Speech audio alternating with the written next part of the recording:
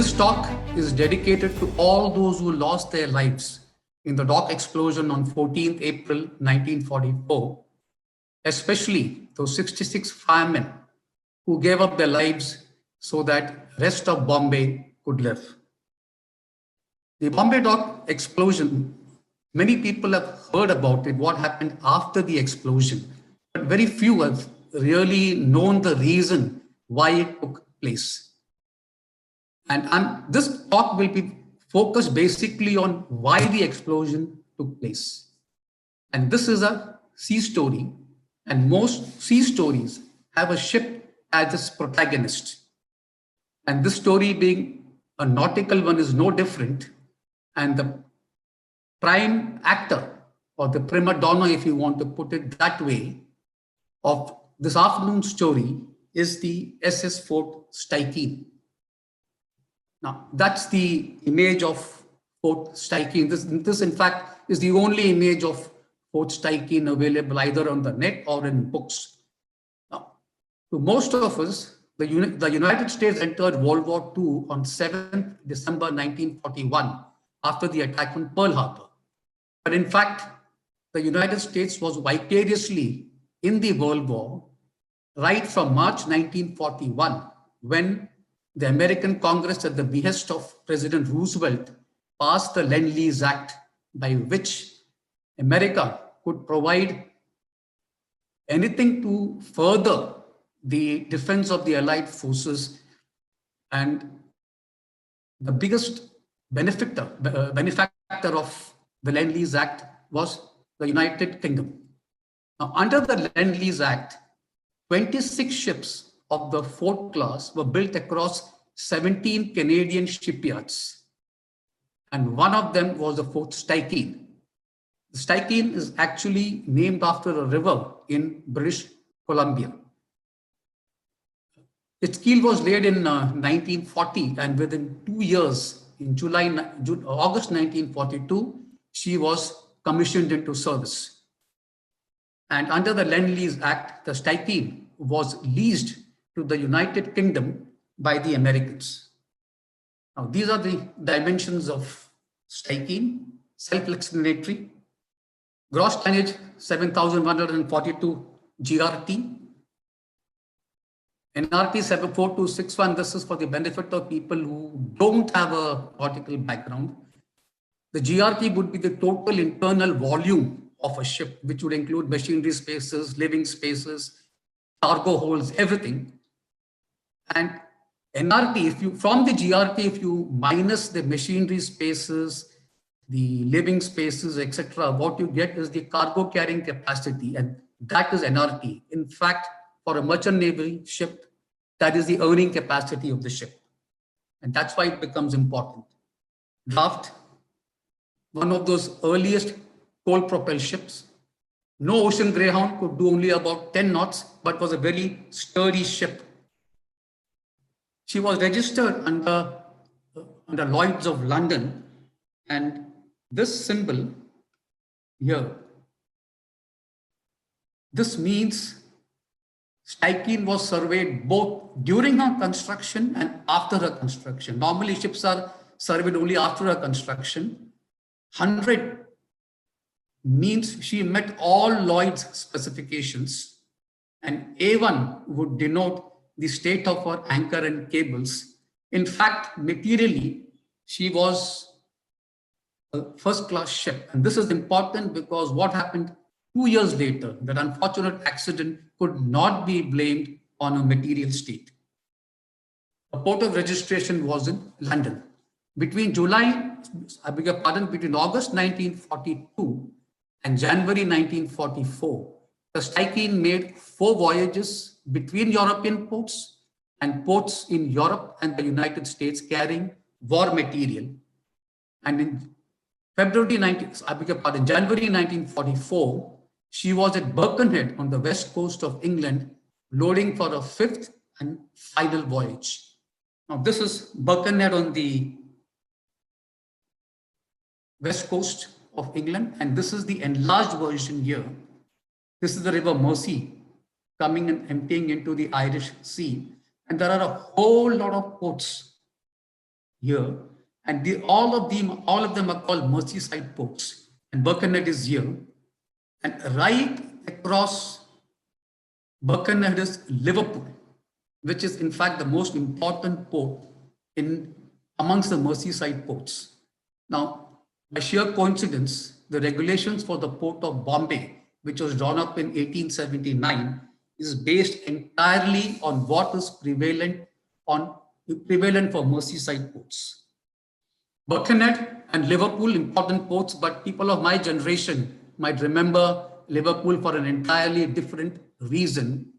It gave the world of music its original Fab Four, the Beatles. This is the modern port of Birkenhead, not very different from what it was in 1944, except a whole lot of infrastructure coming up. Otherwise, the port remains the same. Now, before I go into what happened in Birkenhead, I want to explain for the benefit of people who are not in the Navy or the Merchant Navy. This is a typical cargo ship. This is representative, it's not striking. And what you see here, if you see at the bottom of the screen, there are 5 holes. 1, 2, 3, 4, and 5. These 5 holes. These are the cargo holes. And what you see here are the hatches. It slides along the deck. And once the hold is full, it is closed so that there's no ingress of water at sea. Psyche had 5 holes starting from the forward part to the stern. And this is how a ship will look when it is fully loaded. This is a bulk carrier carrying coal, but this is how a hole would look when the hatches are open. And these are the hatches, it slides along and closes it.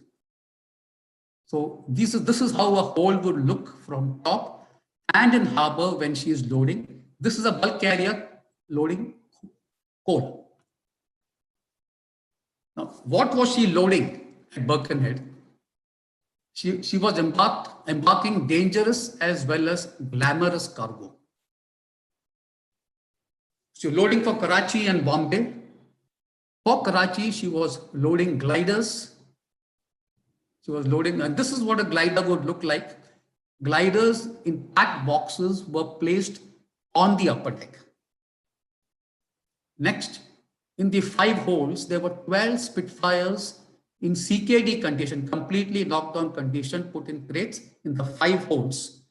And it also embarked ammunition for Karachi. So you had gliders, you had Spitfire aircraft in CKD condition, and you had ammunition. And for Bombay, she was loading 1,395 tons of explosives. It had a whole lot of explosives, shells, mines, bombs, torpedoes, etc. And this was placed in hole number 1 to hole number 4. In hole number 2, she was carrying 31 crates of gold. Each crate contained 4 bars. So the total number of gold bars came to 124. The weight of each bar was 28 pounds, and the total weight of gold which she was carrying in terms of kilograms was 1578. Now, why was she carrying this gold? Now, Britain was buying gold from South Africa at 17 shillings an ounce. And she was giving it to India as part payment of the installment of Britain's wartime debt to India. But it was not that simple. She was buying gold at 17 shillings. And when it was sent to India, it was valued at 320 shillings.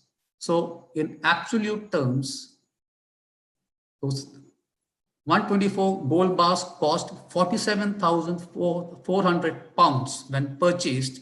But when it was being sent to India, it was valued at 7,70,000 pounds.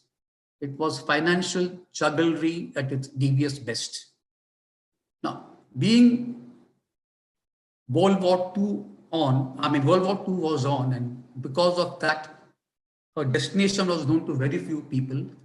Certain port officials, of course, knew it. The ship's crew, of course, the entire ship's crew knew where she was going. And anybody or anyone on the quay who cared to notice as crates marked Karachi or Bombay were loaded onto the ships. So much for wartime security. Also, merchant ships during World War time were always escorted by warships. So they would form up in a convoy, and this is the typical photograph of a convoy forming up before going out to sea. So when on 24th February, when Steichen departed Birkenhead in a convoy, it was a 50-ship convoy which left Birkenhead here on the 24th of February, Irish Sea down into the English Channel, right up to Gibraltar, where the convoy split. The major part of the convoy went south along the west coast of Africa, and the rest entered Gibraltar, where they were joined here by an American convoy, and this regrouped convoy entered the Mediterranean. On 9th March of Algiers, she came under an air attack. 5 German bombers attacked this convoy. Fortunately, there were no losses. 5 of those aircraft were shot down, and the convoy proceeded further into the Mediterranean. Off Sicily on 11th of March, the convoy split here. The convoy split. The major part of the convoy went into the Aegean, into Greece, and the rest of the convoy, 12 ships which were led into the Red Sea, through the Mediterranean into the Red Sea, entered the Red Sea and came down here to Port Tawfiq, where they stopped for bunkering. Now, bunkering is a typical term used for coaling ships when they used to take in coal, because coal was required to drive those ships. Stopped on 23rd March at Port Tawfiq, and then, into the Red Sea at Aden. Another stop, the famous coaling port of Aden on 27th March. Left the next day and entered Karachi on 30th March 1944. So she left on 24th February, Birkenhead, and reached Karachi on 30th March 1944. At Karachi, she, between 30th March 3 p.m., 3 o'clock, and 8 o'clock on 3rd April, all the stores which were earmarked for Karachi, which were the gliders, the Spitfires, and part ammunition, were disembarked. And this left a cavernous space of 286,000 cubic feet.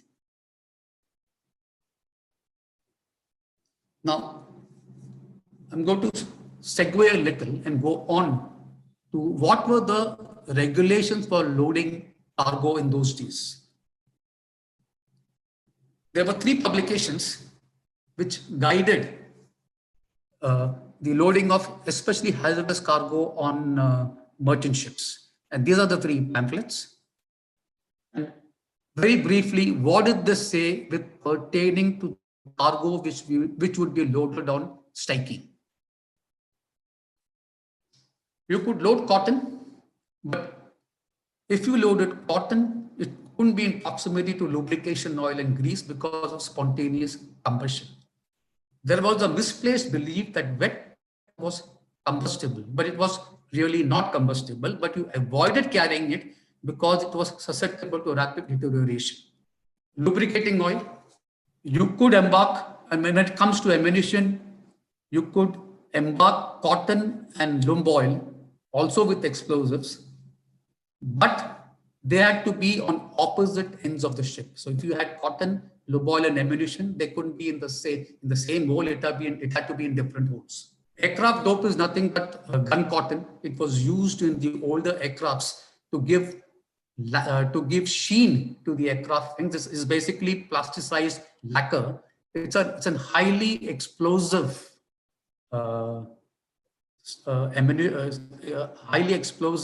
thing.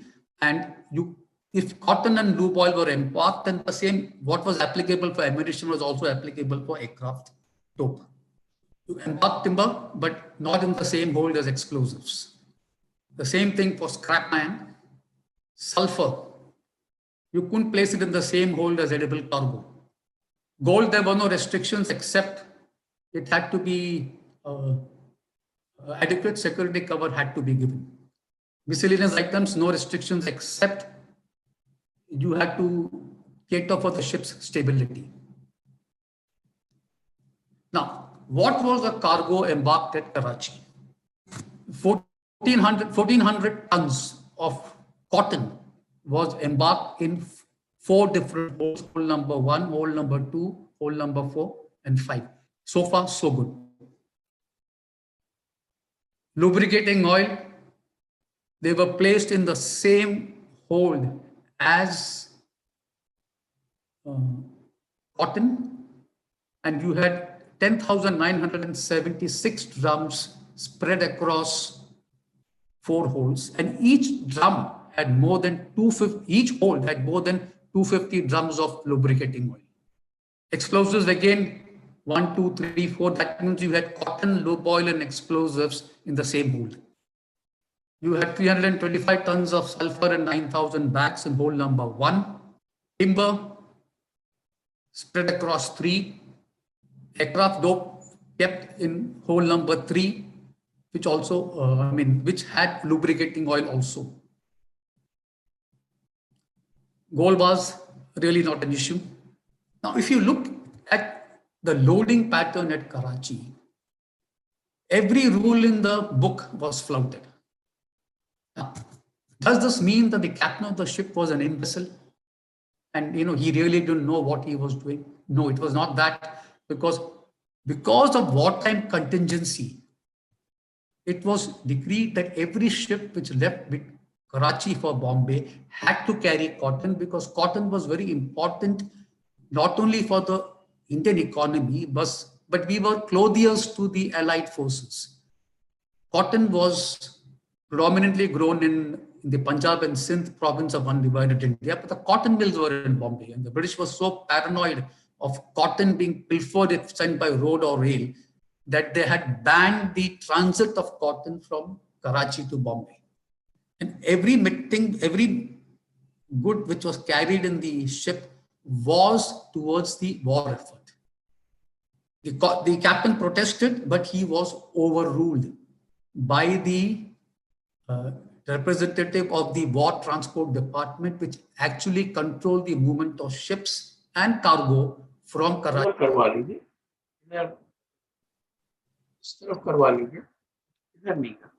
Karachi to Bombay. She departed Karachi on the 19th. An uneventful journey from Karachi to Bombay, except that en route to Bombay, the fish and fish manure, which were placed in hole number 1, turned rancid and emitted a foul smell, which made living conditions on board intolerable. Bombay, and this is what you see, the magnificent port infrastructure on the eastern seaboard of Bombay. Now, this entire infrastructure which you see came up not because it was planned or for some great planning, but because of a folly of the government. Now, what that folly was and how it played itself out to create this infrastructure on the eastern seaboard is outside the purview of this talk. But to very briefly, this is a Sassoon dock here, which came up in 1875. The Princess dock, which came up in 1880.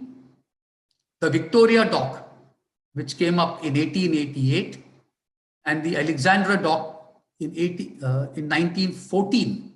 It was later renamed as the Indira dock post 1971.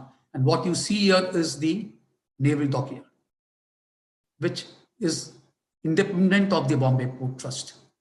Now, most books on Bombay will tell you that when the Sassoon dock came up in 1875, it was the first modern wet dock in Bombay, having its own wharfage, warehouses, its own customs, all the entrapments which go into making a modern port. But that actually is not very correct, because the first modern port is this, which is part of the Bombay dockyard or the naval dockyard of today. And this, what you see here, is the first bandar in Bombay. Most naval officers will know this as the inner tidal basin.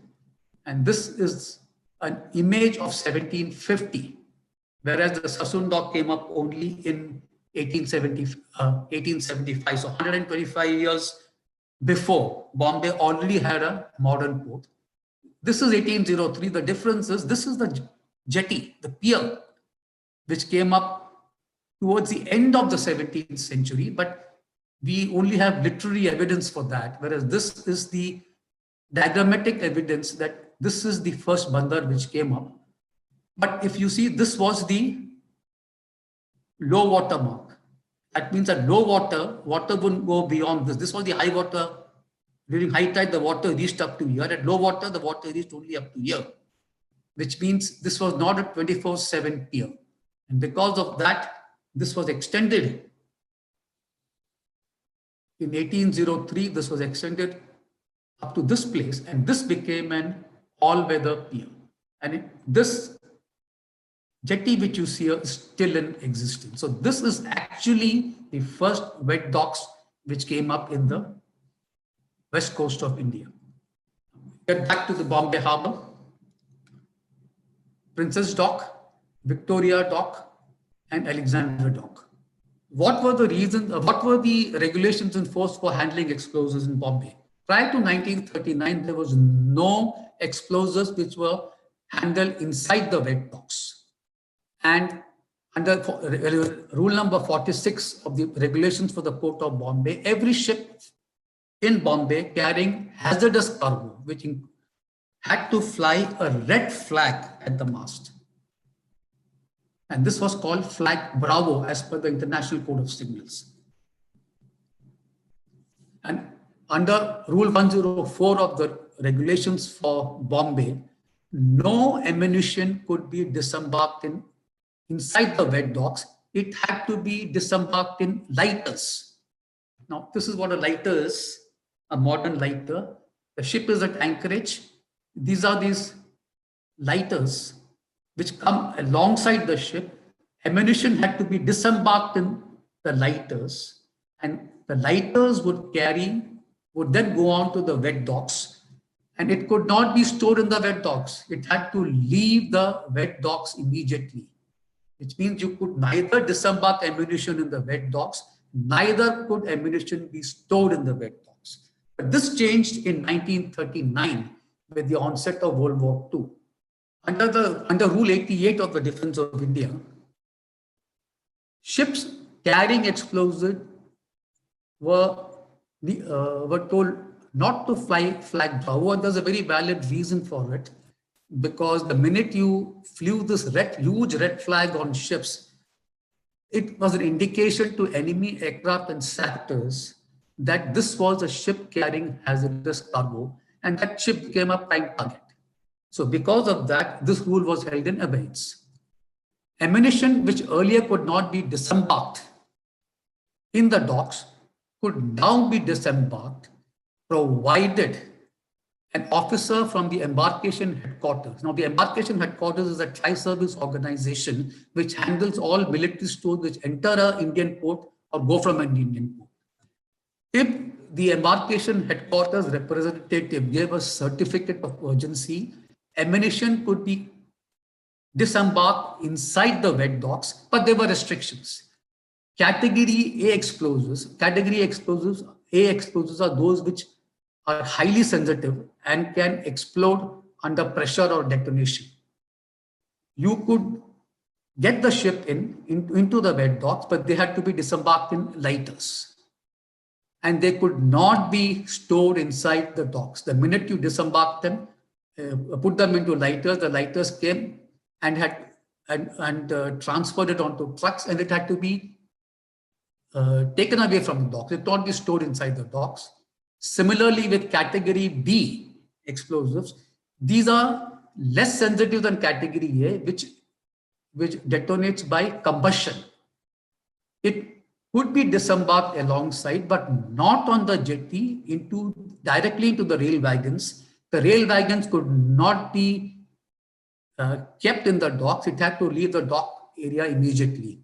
Category C explosives are comparatively safer. They could be disembarked into wagons and stored in the docks. So that was the waiver which was given because of a wartime contingency. The port trust was not very happy with it, and they protested that this was highly dangerous to carry dangerous cargo inside the port, inside the dock area. And the government of India then considered the request and indemnized the port trust of any damage if the accident happened had not happened because of negligence of handling. Sorry. Now, this were the regulations in force for disembarking cargo, a dangerous cargo inside the port trust. Now, in the long history of Bombay, ships, cotton, explosives, fires, senseless death, they all played their part. And on that fateful forenoon of 12th April, when Steichen entered the Victoria dock with the menagerie of deadly cargo, the stage was set for a devastating encore.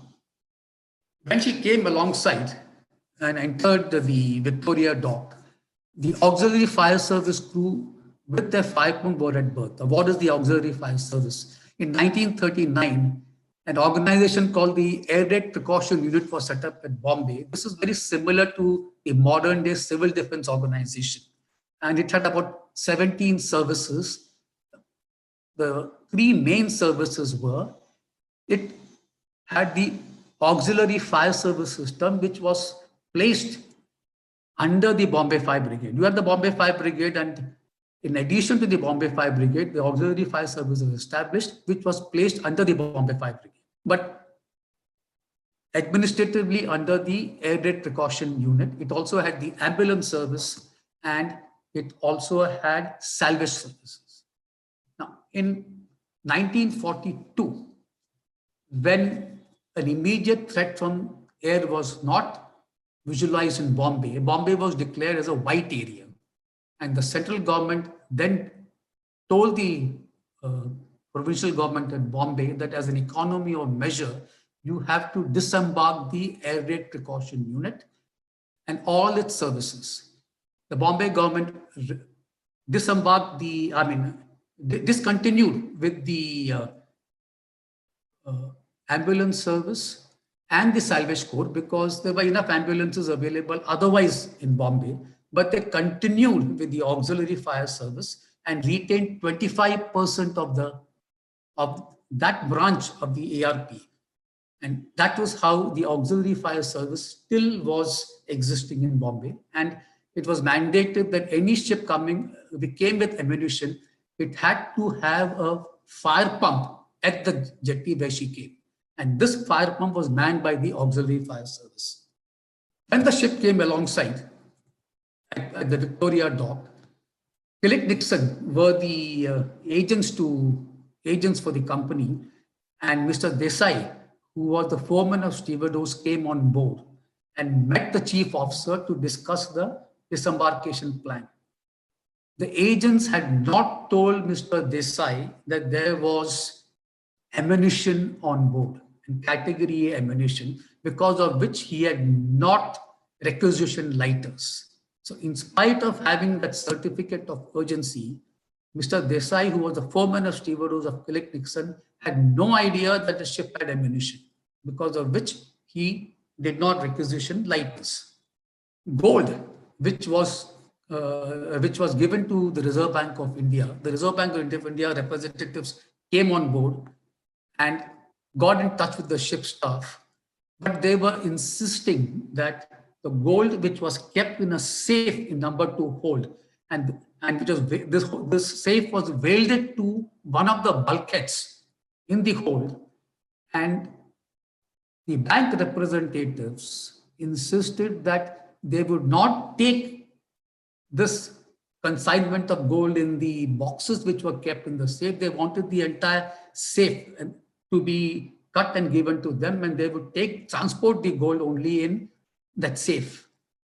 Now, there was no way that the ship could do hot work and cut the safe in which the gold was kept because it was surrounded with ammunition. So gold was not accepted by the Reserve Bank of India, and they would rue that decision of theirs.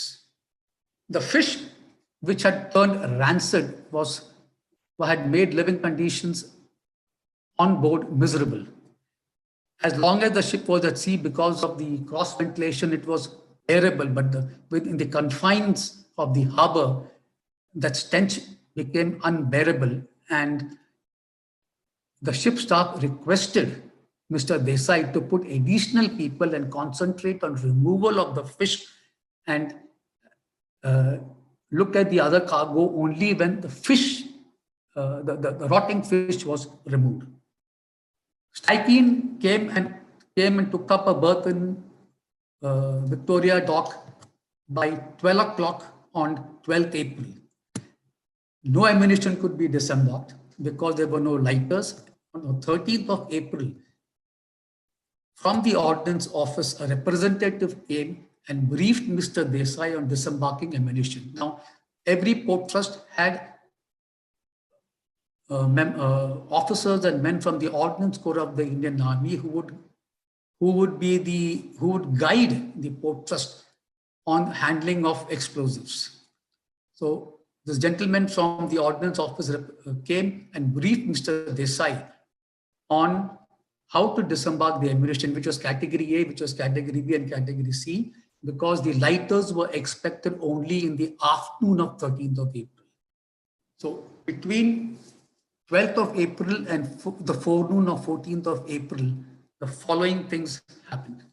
In the morning of 14th April, the chief engineer reported to the captain that the main engine had a problem because of the intermediate slide valve had to be replaced. Now, I'm not going to go into the technicalities of this, but it was an important component of the ship's engine, and if the intermediate slide valve was not working, the engine could not be operated.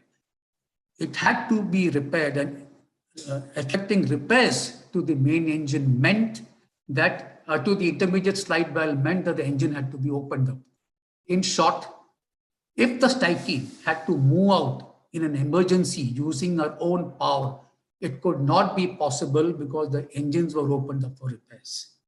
By 12:30 on 14th April, 1,400 tons of cargo were disembarked.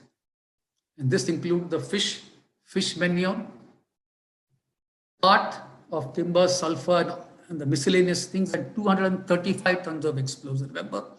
Remember, she had 1,395 tons of explosives. And by 14th April, which was nearly 48 hours after the ship had berthed, only 235 tons of explosives were taken away from the ship in spite of the certificate of urgency given by the embarkation headquarters. Now, this is on 14th April at 12:30. This was the disposition of ships in the Victoria Dock. This is Victoria Dock here, and this is Princess Dock. Berth number 1, this is the Steichen here. And there were 14 ships in Princess Dock, near full house. And there were 12 ships. There were 14 ships in Victoria Dock, 12 ships in Princess Dock, including one in Meriwether Dry Dock. It was a near full house here. Now, I want you to look at two ships here. This is Steichen, and right across Steichen, at berth number 8, was a ship called Fort Trevier, which was a sister ship of Steichen. And number 7 was a ship called SS Iran. And right behind Steichen, astern of Steichen, was there was a ship called Jalapadma, a Scindia-owned ship, which was right astern of Steichen. Disembarkation of ammunition of stores continued till 12:30 when the stevedores broke for lunch. At 12:30, the chief officer of Fort Trevier came up on board, came up with the upper deck after his lunch to have his customary cigarette. And right across here, this is about 400 yards, which would be about around 1200 feet. On the Steichen, from the number, he saw some wisp of smoke coming from number 2 hold of Steichen. Now, he was not very sure if he had seen it correctly. To reconfirm, he put on his, he looked, he asked for his binoculars, looked through the binoculars, and he saw what appeared to him to be a whiff of smoke. The third officer from Trevier also came up after his lunch, and the chief officer requested him to look through the binoculars. He also confirmed a wisp of smoke coming from the ventilator of number 2 hold. On ship number 7, ship at berth number 7, SS Iran, around 12:45, the quartermaster came up on top and he also confirmed he had seen this wisp of smoke. Now, because of the distance involved, and because Steichen was not flying the traditional red flag, those Fort Trevier and Iran had no idea what kind of cargo she was carrying. And the assumption was by the gentlemen who saw this, that if they had seen the wisp of smoke, it was quite evident that those on board Steichen and in our vicinity would have seen it. So they took no action. 12:30 to 1:30 was lunch break. There were supposed to be 2 guards on the upper deck of Steichen. Obviously, apparently they were not there, otherwise they would have seen the wisp of smoke. At around 1 o'clock, right behind Iran, this is where the red gate of Victoria Dock was. That gate doesn't exist now, which he was right behind Iran. And Mr. Crippled, who was the sub-inspector of the Mumbai police, and he was sitting in the watchtower here, he also confirmed that he had seen this wisp of smoke. But similarly, he had no idea what was the cargo being carried by Steichen. And his assumption was if he had seen it, then obviously people on Steichen would have seen it. And what is incredulous, that nobody on Steichen could see this wisp of smoke, which was coming out from number 2 hold. The first telltale signs of the impending disaster went unseen by those on board Steichen, and those who had seen it took no action. At 1:30, when the lunch break ended, the stewardess came back on board and it was business as usual. And what is to be noted, that wisp of smoke could no longer be seen. It was a very temporary thing which they saw, and those who saw it didn't pay heed to it, and people who should have seen it never saw it.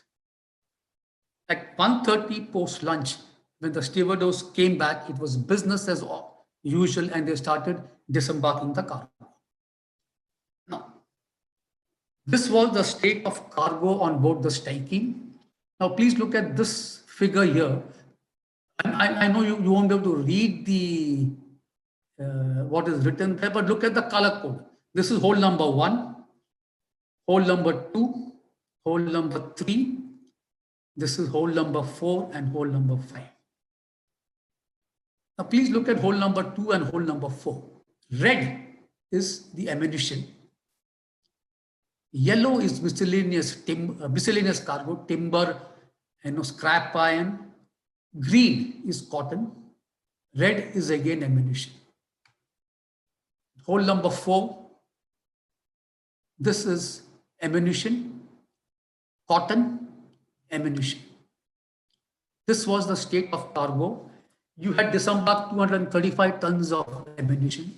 She still had 1,160 tons of ammunition. Most of it in hole number 4 and about 235 tons in hole number 2. Hole number 1 had some ammunition, but it was less than 15 tons.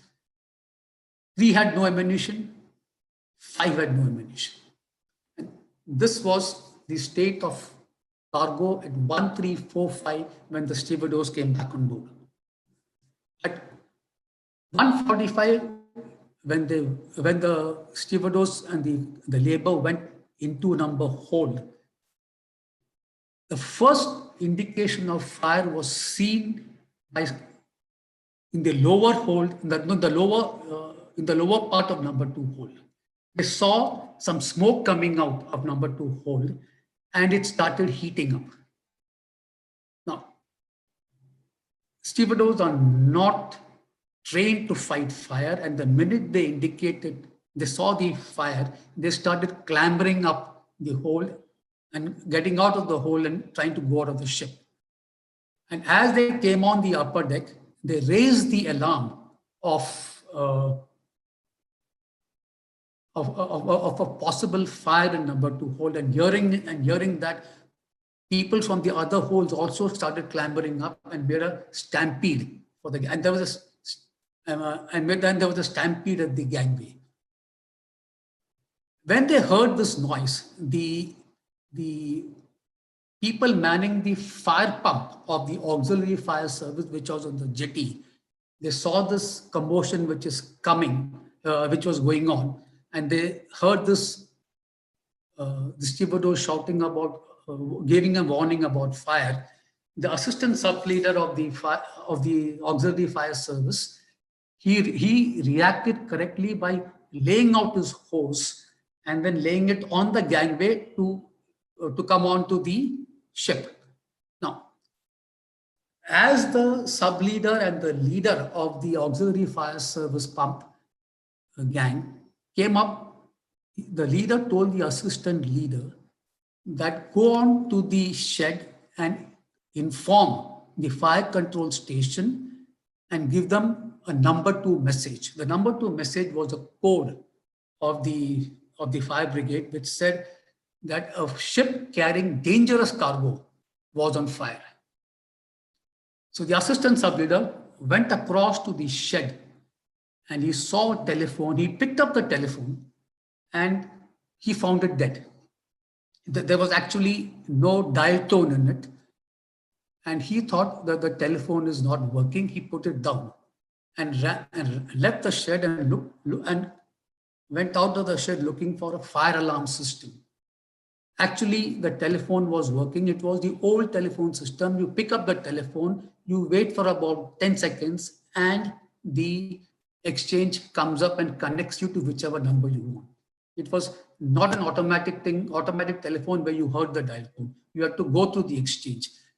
It is quite possible that the assistant sub-leader made a mistake, or he was not aware that such a telephone existed. In all likelihood, in that confusion, he must have made a mistake. Nevertheless, he went out.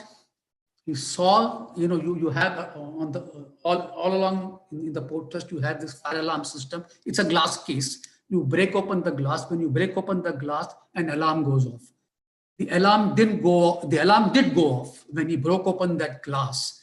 But the message sent out was, there was a general fire in the port trust, because that particular system was to be used only to give indication of a general fire. It didn't give the indication that an ammunition ship had caught fire.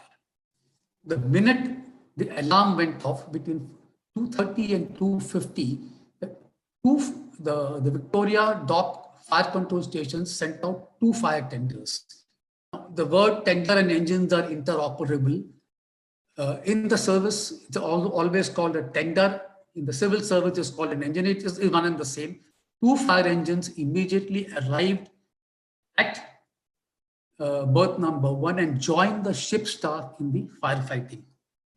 When these 2 fire brigades came, and the in charge was a gentleman called Mr. Mubarak Singh. And when he went to the ship to assess the damage, that's when he realized that this is a ship carrying ammunition. And he sent across one of his individuals to the Victoria Dock Station and passed the number 2 message. This, in spite of the fire being detected at 1:45, the number 2 message was passed to the Victoria Fire Control Station only at 2:50. Now, so you had 2 fire tenders, you had the auxiliary fire service coming in, and you also had the ship's hoses. And the three of the ship's hoses all pouring water into the number 2 hold. Now, when you fight a fire, the most important thing is to know the seat of the fire. Where has the fire originated? If you are just going to pour water without knowing where the seat of fire is, that whole effort is going to be infructuous. It is not that efforts were not made to indicate the seat of fire. It was, they knew it somewhere in the lower part of number 2 hold, but the exact position was not known. There were 2 attempts made, one by the ship staff, the other was by the fire brigade to go get down to number 2 hold and ascertain the seat of fire. It was filled with smoke. That was countermanded by wearing smoke masks, but the amount of heat which was generated in the hold prevented both the firemen and the ship staff from going into the lower part of the hold because they did not have fire retardant suits. So despite knowing that the fire was somewhere in the number 2 hold, they could not determine the seat of the fire. There were 11 hoses pouring water into number 2 hold. You had the 2 fire tenders, you had the auxiliary fire pump, you had the ship's three hoses, 11 hoses pouring water into number 2 hold without determining where the seat of fire was. So they had no clue whether water was actually reaching where the fire had originated. When the number 2 alarm went off, Captain B.T. Oberst came onto the scene. Now, Captain B.T. Oberst was an Indian Army Ordnance officer who was a deputation to the Port Trust, and he was in charge of handling of explosives in the port. And it was his representative who had come on 13th morning and indicated to Mr. Desai the various kinds of ammunition which Steichen had and what was the priority in disembarking ammunition. When he came on board, he met the chief officer, and this is what, after seeing the stowage plan, this is what he said. Now, if you discount the grandstanding and look at the hard facts, if any person had to know the kind of explosives which were carried on board the Steichen, it would have to be Captain Oberst. And it was a representative from his office who had come on 13th morning and given the disembarkation plan of explosives to Mr. Desai. And here was this gentleman grandstanding that, the kind of ammunition and the quantity of ammunition which was carried would blow up the entire dock. So there was nothing but grandstanding. Between 1450 and 1500, that's 2:50 and 3 o'clock, after the number 2 message was passed, the who's who of the Port Trust assembled at berth number 1. And these are the gentlemen who came. Oberst, he was in charge of explosive handling. Captain Longmire, who was the chief salvage officer of the Royal Indian Navy. Mr. Norman Coombs, he was the chief fire officer. He was the boss man of the Bombay Fire Brigade. In fact, these gentlemen were the brain trust of fighting a fire in Bombay, in the Port Trust. And they all assembled at the jetty or on the ship, and they were discussing among themselves the next course of action. What should they do next to save the ship and save the docks? And this is the options discussed. One of the options discussed was Steichen had to move out of the wet docks under her own power. Now, this was simply not possible because the main engines were opened up. And the minute even in the eventuality if she could be moved out, it would dilute the firefighting effort because All that the ship would be left was the 3 hoses to fight the fire. Could ship be towed out? No tugs were available for the next 45 minutes because of the large movements which were taking place in the Alexandra dock and the Princess dock.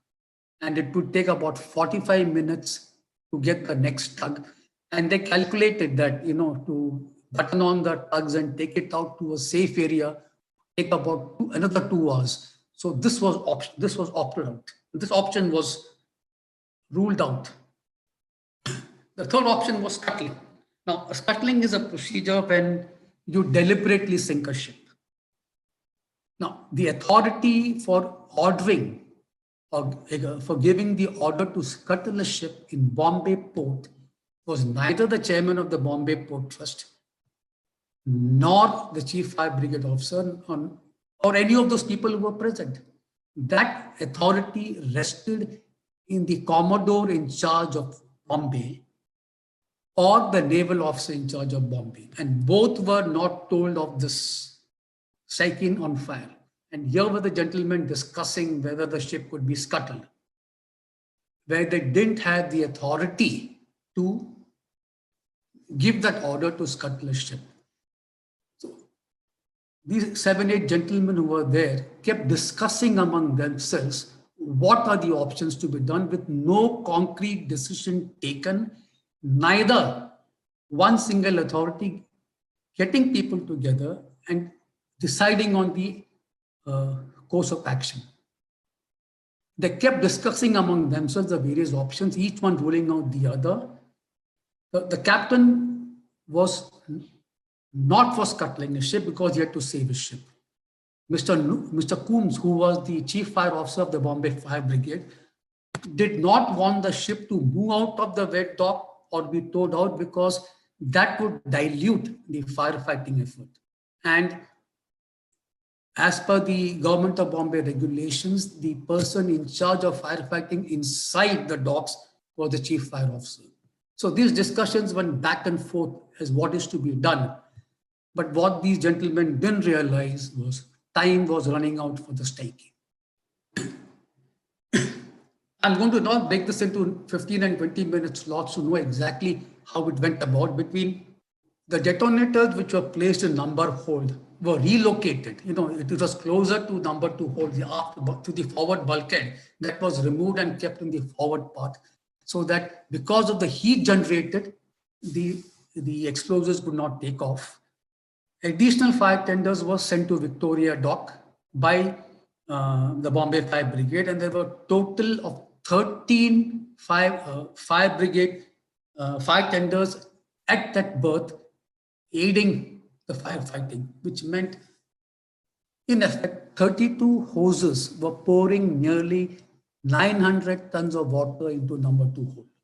And remember, all this water was going into number 2 hold without knowing the seat of the fire. So none of them knew all that water which was going in was actually hitting the seat of fire. And because of this enormous amount of water going into the number 2 hold, the ship started tilting, or what is called in nautical language, started listing to starboard. And additional lines were, starboard is the right side of the ship, port is the left side of the ship. And this is how a ship with a list will look. This is the ship, this is the starboard side, this is the port side, right side, left side. Water was being pumped in, and because of this, it tilted to the right, tilted to the starboard. This is called a list. Now, when Steichen tilted to the starboard, the port side came up. It was an advantage, it was a disadvantage. How? We will see. This is how the cross section looked like.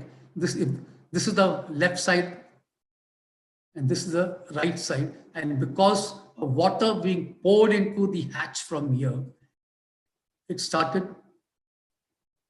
ship started tilting to starboard.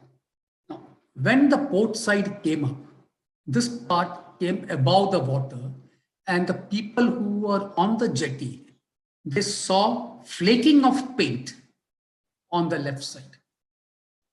the paint started flaking and sparks of fire started coming from here. And this was the first indication that the seat of fire was somewhere on this side. You know, this is where the flaking started, and this is where the seat of fire. It would be somewhere here, where the seat of fire. This was the first, and because of the tilt, the port side came up. They realized that this was the flaking, and this possibly could be the seat of fire. They could not enter the hatch because of the extreme heat. The next thing was, if you had to reach this place, you only had to cut a hole in the hull, and this side had actually come up. And what all that it required was to put a staging on the jetty, get efficient gas cutting machines, and start cutting it here. The thickness of the steel plate was only 3/8 of an inch, and an efficient gas cutting machine could have made a hole of about 8 inches hole in about 10 to 12 minutes. The hoses could be poured in here, and it could possibly reach the seat of fire. But when they rigged up the staging and started, and there was only one gas cutting equipment on the emergency tender, when they got it out and set it up and lit it, it refused to function because presumably an incorrect mixture. Mr. Nooms, who was there, asked for the replacement of a gas cutting machine from Asgon Docks, which was next door, and the firm, Mr. Alloc Ashdown and Company, which were the regular suppliers of fire equipment to the Bombay Fire Brigade.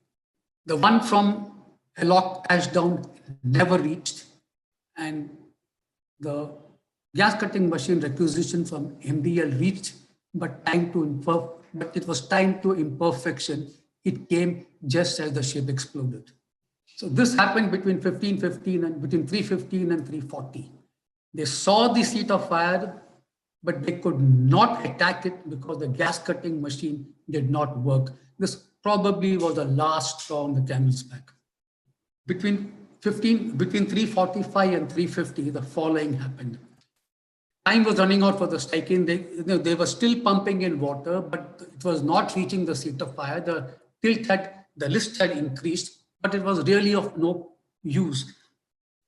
Because of the heat which was generated, the upper deck started getting heated. And it is to the credit of the firemen that in spite of boiling water, which was there because of the heat which was generated, the water which was spilling out was boiling water, they still did not leave their station. Now, because of the fire is normally an antidote. Water is normally an antidote to the fire. In this case, water was aiding the fire. When water was being pumped into the number 2 hatch, it started entering the hatch, and because of the tilt here, water started running to the starboard side. Because of gravity, it started running on to the starboard side. This was tightly packed with cotton. And because of the water coming in and pushing the cotton down here, it came here, put the cotton. There's a gap of 7 feet between this hatch and where the timber and the iron was kept. Water kept coming here and started pushing this down. When this part was pushed down, this was tightly packed cotton here. This part normally, the cotton which was on this side started rising.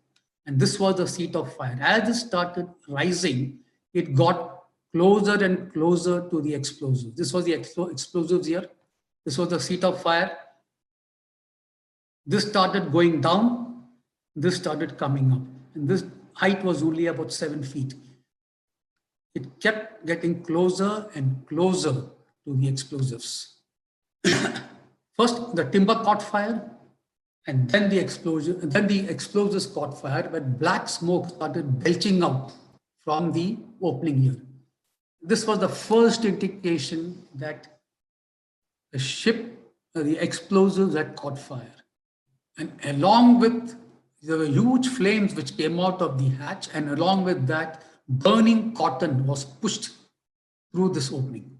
And when this great tongue of flame shot up between 450 and 46, the captain gave the order to abandon ship. Till then, neither the ship's crew nor the firemen had left. And all this was happening on the Steikin. No ship in the vicinity of Steikin, not a single ship in Victoria Dock, nor Princess Dock, were told that an ammunition ship is on fire.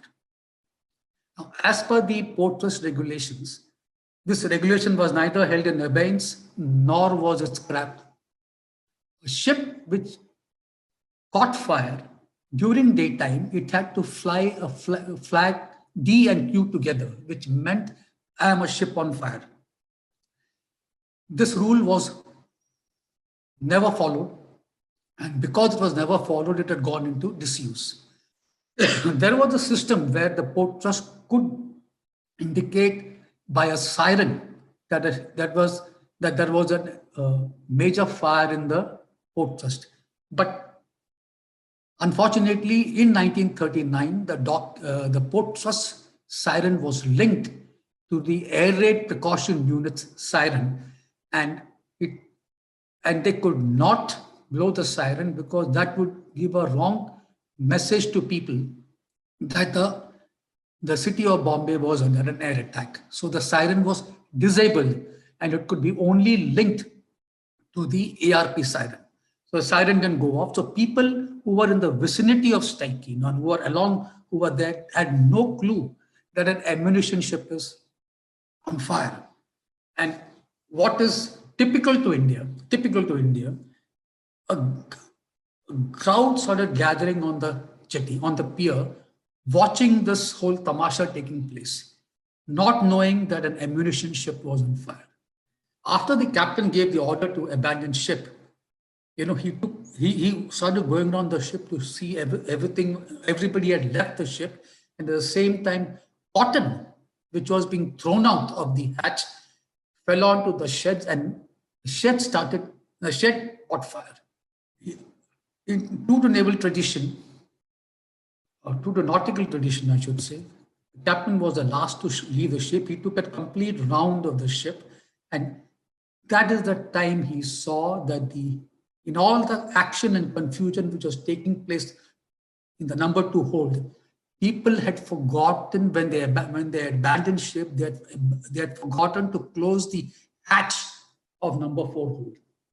It was left open. And remember, number 4 hold had twice the ammunition of number 2 hold. And that actually, he saw it and he realized the mistake, but there's nothing he could do about it because he was the last to leave the ship. He along with the chief officer, walked down the gangway and started walking away from the ship. And when he was abreast of Steikin's stern, the clock tower on the port office showed 6 minutes past 4 o'clock. And that's when the Steikin exploded. The first explosion took place because of the fire in number 2 hold. And because of the explosion, very strangely, the forward part of the ship sheared off, skidded 30 yards forward and sank. The rear part, that is from the number 3 hold right to the stern, surprisingly remained stubbornly buoyant and floating. And remember, all this while burning cotton bales, etc., and hot metal was thrown up by the number 2 hold. Some of that cotton went through the opening of number 4 hold, and it had twice the explosives of number 2 hold. The second explosion took place exactly 34 minutes after the first explosion, and this was a bigger explosion. The first explosion was lateral in the sense most of the, because the part was underwater, the explosion created a sort of a tsunami wave, and the force was spread out laterally, and most of the damage it caused was within the Victoria and Princess Dock. This is not to say that outside of the docks the damage didn't take place, because there was cotton and iron metal pieces coming out of the number 2 hold. But the first explosion was a lateral explosion, and the damage was restricted mainly inside the docks. The second explosion was a vertical, the amount of 790 tons of ammunition was there in number 4 hole. And because of the burning cotton and hot metal falling into the number hold, it created a vertical explosion. And what happened was the explosives were thrown up into the air nearly 3,000 feet. And it was around 4:40 in the evening. The sea breeze at the sea breeze had already set in. The wind was blowing from the sea onto the shore, and the wind took this burning explosives on fire and landed it in the civil area. The second explosion was more devastating than the first explosion. The affected areas. Now, this is the dock area. Striking here at berth number 1, Victoria Dock, and this was the circle, the fire ground. And this had a radius of 900 yards. And this was the most affected area. It is not to say that outside of it, there was no damage. Whatever was caused outside of this was the collateral damage which happened. This is one view of the affected area. This is the other view. This is your Frere Road or P. de Mello Road, the dock area. And this is the godown area and the Karnak Bandar area. And beyond the railway lines here, was the residential area. There were 5 areas which were affected. One was, of course, the dock area. This was seaward. Seaward also there was damage, and this was the land area.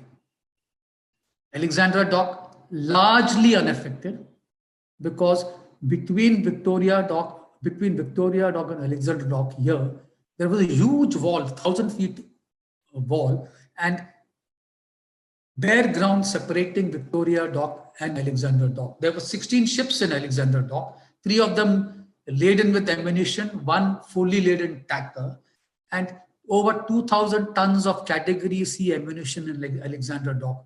Fortunately, Alexandra Dock remained largely unaffected. North of Princess Dock, this area here, were the fuel storage area tanks of Burma Shell. Luckily, nothing happened here. Godown and the godown area and the residence area, severe damage. Victoria Dock completely written off. Princess Dock got 50% damage. Now, go one by one. This is Victoria Dock before the explosion, and this is Victoria Dock after the explosion. And the strangest case was a ship which was astern of striking, the Jalapadma. She was lifted, she was a 4,000-tonner ship, lifted 60 feet in the air, turned right angle, landed on its keel on the jetty. This is how Jalapadma landed on the jetty. Every ship came out of the moorings. There was not a single ship which was not affected. Similarly with Princess Dock. 12 ships here, including one in Meriwether Dock, largely unaffected, thankfully, but 50% of Princess Dock was written off. I'm going to show some images of what happened inside the dock and outside the dock. These images might be a little disturbing, but photographs actually tell the true story. This was taken by a Wellington bomber which was based at Kalina when it flew over Victoria Dock, and this is what one saw from the air. Victoria Dock, and this is Jalapadma, which which I told you was lifted 60 feet in the air and landed on its keel. And right behind which you see is the port traffic building, which is still there, which is still standing. This is on the Kanakbanda bridge, which connects P.D. Mello Road to Muhammad Ali Road. Very interestingly, at the St. Xavier's High School in Dhobi Talao, a part of the ship's propeller landed in the compound and it is still preserved there. This is a view from Victoria Terminus, what went off. These are the gold bars which I spoke of. These are not the gold bars from the striking, these are only representative. Each gold bar had the mark of the stamp of Bank of London, and it was serially numbered. This news item, which appeared in the Bombay Chronicle of 22nd April, I think one must take it with a large bottle of salt. They were actually quoting a government communique, but I don't think anybody believed this. The damage was so extensive that on 20th May 1944, Mahatma Gandhi visited the docks. And this is from the Bombay Courier of the Bombay Chronicle of 20th May 1944. Because of wartime censorship was already enforced and the government clamped down on any information getting into the press. The first indication of what actually happened was given by Life magazine in their issue of 22nd May 1944. Life had no compunctions about listening to the British government because it was an American-owned ship. And this is the first actual image which came out. True to the government thing, they set up an inquiry commission, a 3-man inquiry commission, which was set up by the government of India, and following with the members, Sir Leonard Stone, who was the last English Chief Justice of Bombay, Justice Thavle, who was the Pusan judge, is a senior judge. After the Chief Justice, the next senior most is called the Pusan judge. And there were 2 naval officers, Admiral Holland, who was there for the part of the inquiry commission, and then he was yet to go out to sea, and he was then replaced by Captain Bayfield, who was naval officer in charge, Karachi. These are the people who constituted the commission of inquiry. They examined 259 witnesses who were sworn to secrecy, and the proceedings were held partly in the High Court, and now I believe partly in the what I was told is also in the Legislative Council building, which is next to Lion Gate. The report was in 2 parts. Part 1, actions which were taken before and during the disaster and what caused the explosion. Part 2, actions after the first explosion and damage suffered by the city. It was in 2 parts and it was submitted by 6th of September. The findings of the commission is actually a synopsis is a summing up of what I'd already told. Stowage of cargo in Karachi, delay in disembarkation of explosives. There was no hardcore evidence to find out what caused this ignition. Circumstantial evidence suggested that it could be an accidental ignition because of a lighted cigarette or a matchstick or a bidi, which was left by one of the laborers in number 2 hole, but there's no proof. This was only circumstantial evidence.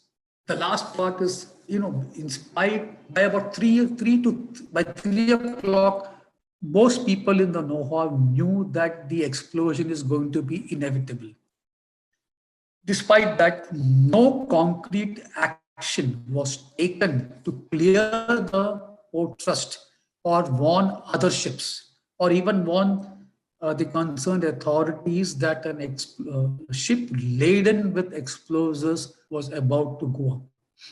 In all this, the most notable thing was the absence of a central authority to coordinate among the various agencies. You had the Fire Brigade, you had the Army, you had the Navy, you had the police, everybody acting, but there was no one central authority who would take charge of the situation and then tell what is to be done. Well-meaning people acting on their own, sometimes even acting at cross purposes.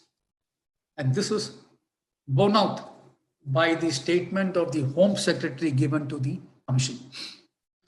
Now, this is the most controversial part, because even I've taken these figures from the Inquiry Commission report, because you will find various figures given in various sources. The Commission of Inquiry is very clear that these are, they will never know the exact number of people who succumb to injuries and who were actually injured. But this is the figures from the Commission of Inquiry.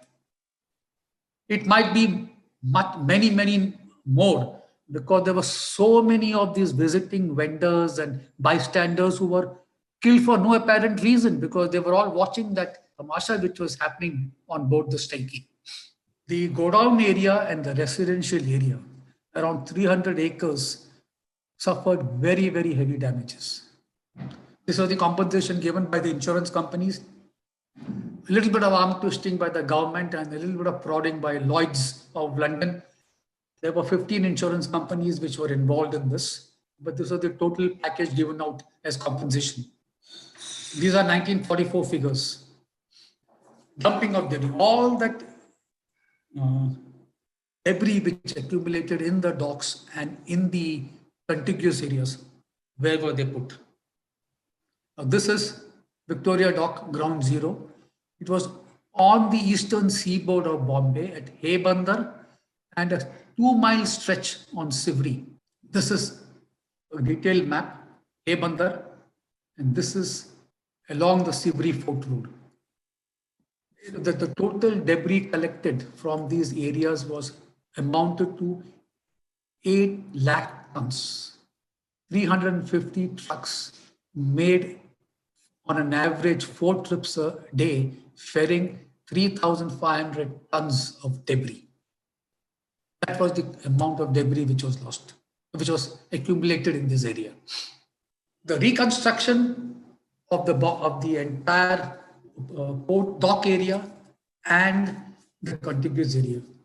It's a separate talk by itself. I don't have the time to go into it. But the statement of Ratcliffe, who was the vice president of the Bombay Chamber of Commerce, says everything. How did the citizens of Bombay react? There were some wonderful stories of an ordinary Bombay wala coming and helping out people. There were organizations which were involved in voluntarily came and helped the government and the police in maintaining law and order. And there were some wonderful stories of how the common man reacted. I'm going to narrate only 4. This is a story about Ali Muhammad Maklai and a taxi driver. Mr. Maklai was the treasurer of the Bombay Chemist Association.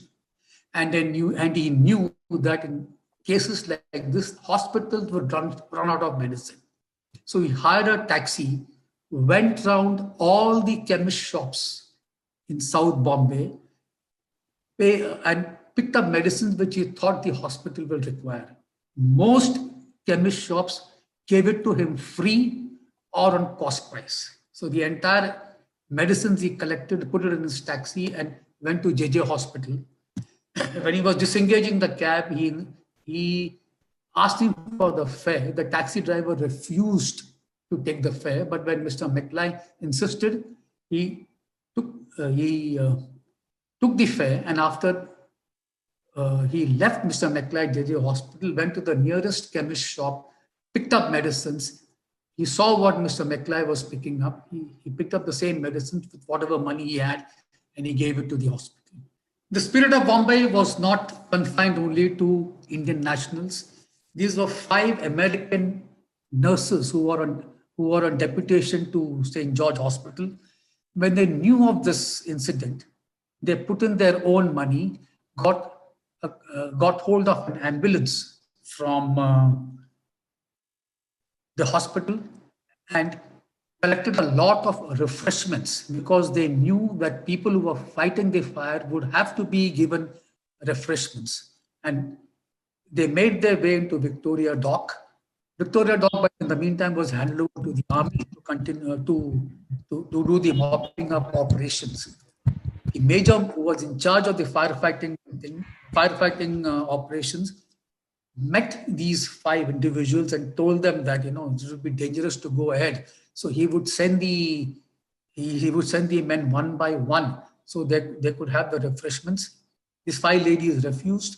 They insisted on going right to where the action was, and they set up their own little canteen on a table with refreshments between 2 warehouses, one which had cotton, which was on fire, and the other full of paint, which fortunately was not on fire. And they remained in that position till the last soldier was served.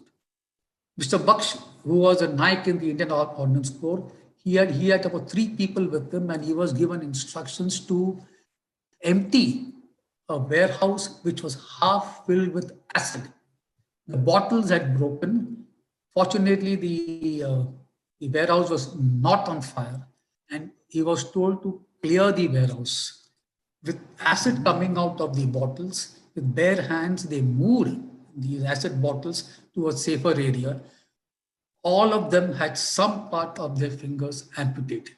And this, of course, is the famous story of the gentleman of the the gold bar. Mr. Barjorji Kuwarji Motiwala was a retired engineer from Bombay, and he used to stay at Girgaon. When the first explosion took place, he was there, he was at home, he saw this, he heard this explosion, saw the smoke coming out, but he really couldn't figure out what was happening. And when the second explosion took place, which was louder, he gathered his family, and from his 3rd floor, he went down and stood in the road because people had started vacating their homes. And from the road, he could see a huge, his was a top floor house.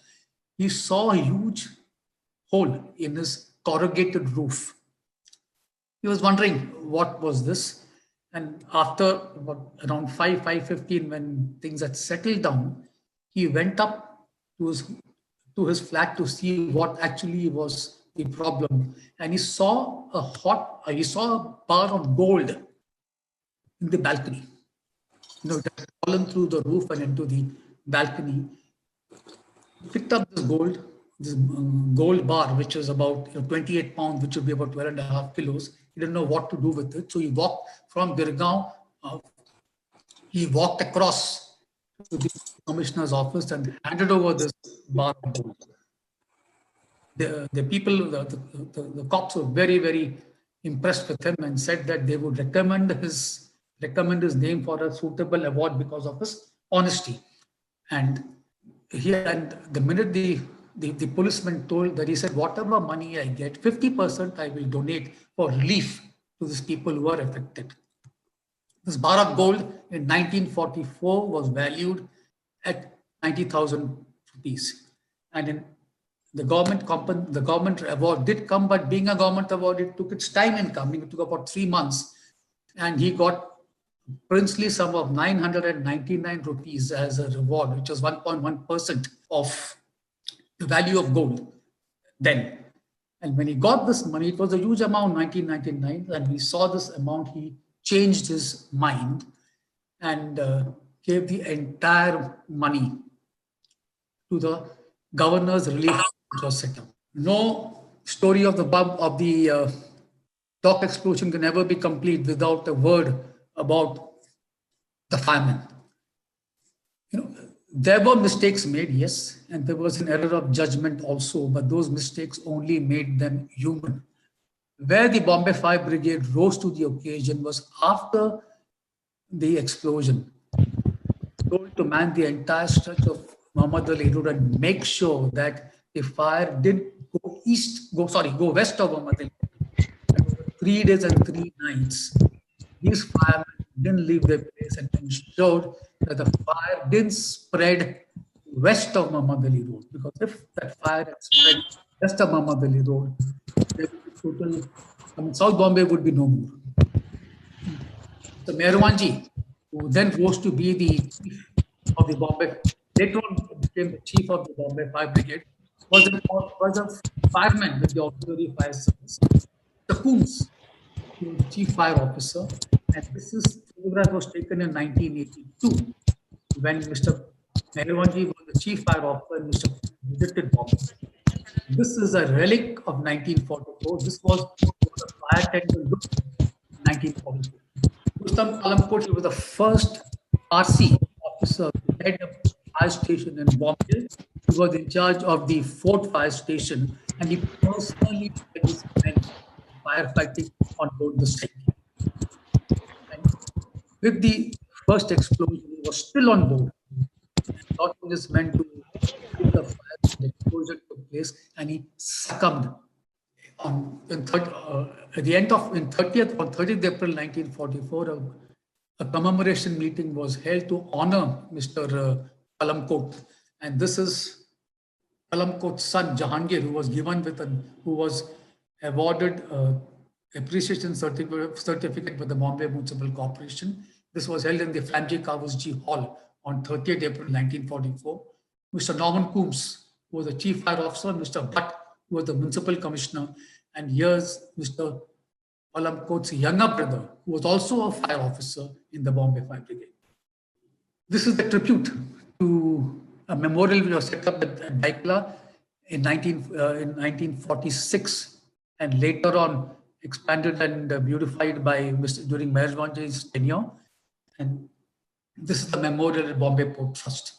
This was set up on 14th April 1971 and was inaugurated by the then Chief Minister V.P. Naik. This is the epilogue. What remains of the Princess and Victoria dock is no more a dock, it's filled up. This is the erstwhile Princess dock, this was the erstwhile Victoria dock, and this is the port traffic building which you saw in one of those slides, still very much intact. And this is the clock tower, the Ghadial Godi, and this clock, the minute hand which was struck at minute 6 when the first explosion took place. This paper, this wouldn't be complete without thanking a whole lot of people who helped me in presenting this, and I would be failing in my duty if I didn't acknowledge their contribution. I have finished.